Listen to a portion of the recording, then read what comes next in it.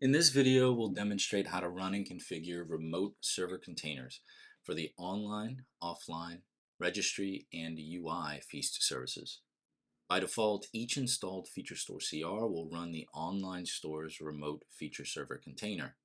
But what if we wanted to customize it and/or run remote servers for other feast components like the registry's gRPC server?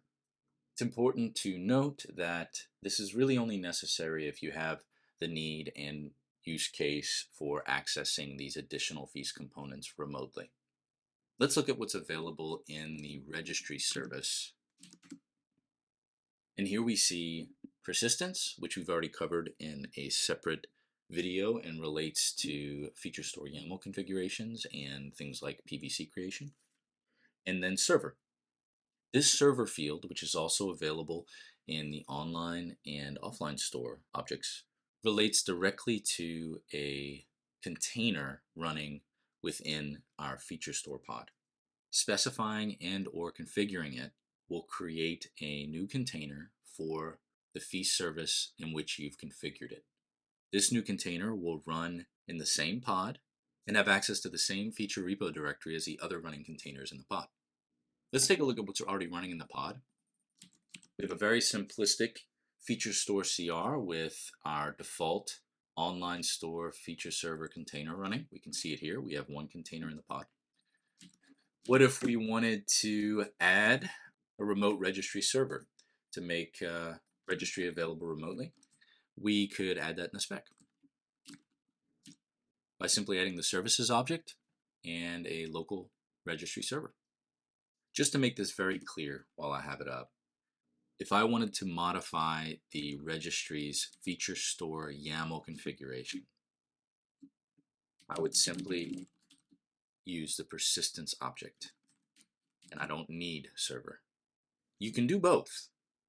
All we're doing here, though, is saying we want to use the default feature store YAML configs, and we want to run the registry remote gRPC server in a new container.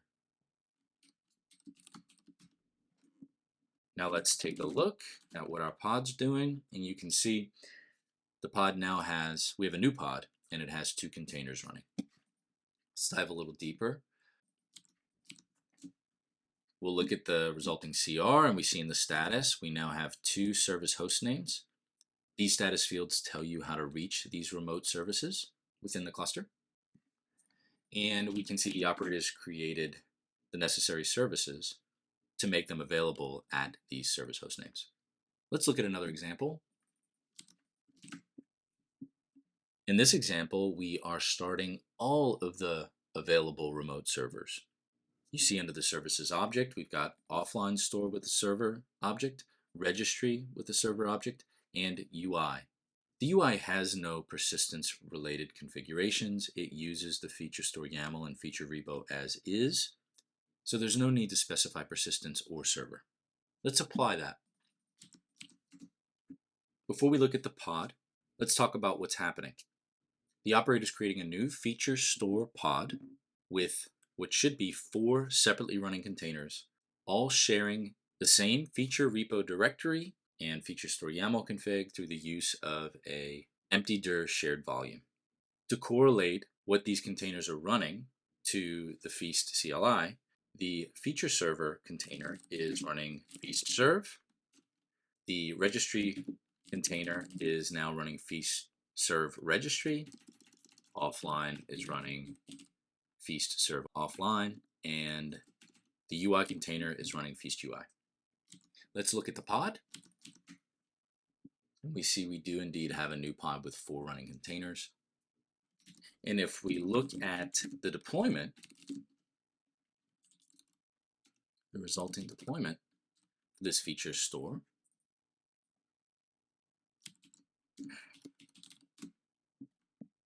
we can see this empty dir volume shared between the containers within the pod that houses the feature repo directory and the feature store YAML. Empty dir is used by default. So in production environments, it's recommended that you use PVCs through the persistence option. Moving on, let's look at what defaults the operator has set.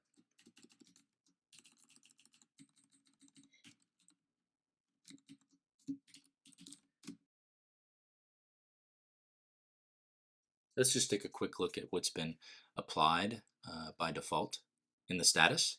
And in the server object, we can see that our release image is being used. Let's see what other options are available in that server object though. With kubectl explain, we can dive a little deeper. Again, if you relate this server object to a container, all these fields make a lot more sense for folks that are familiar with Kubernetes pod configuration and containers. They're pretty much all container related fields, except for maybe log level, which is feast related. You can set the feast log level for each remote service that's running. And TLS. Each feast service can be configured to start with TLS SSL. It's worth noting in an OpenShift cluster, we configure that, the operator configures that for you because OpenShift has some mechanisms that allow us to automate some of that. Um, TLS is still configurable in a Kubernetes environment. It's just a little more manual. So let's look at some other examples that use some of these fields. The operator will configure the online store's feature server container to use these settings. We are pulling in the PostgreSQL credentials secret. Here you actually see a DuckDB related environment variable because remember, all of these containers are sharing the same feature store repo directory and feature store YAML. This config, I think, just tells matplotlib where to place certain configuration files. And then finally, we're telling the operator to increase the resources for this specific container. We need more CPU and memory. Let's look at another example.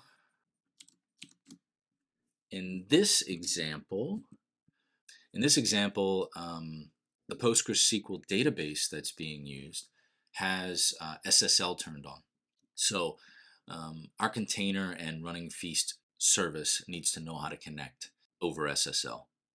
In order to do that, we're mounting in the CA cert and the TLS cert and key, and we are also passing the credentials to the database via secret. Let's look at another example. In this one, we are setting the log level for each running remote server to debug. They could, of course, each be set separately to different levels, but this example actually drives home that they're all separate containers and you need to configure them each separately.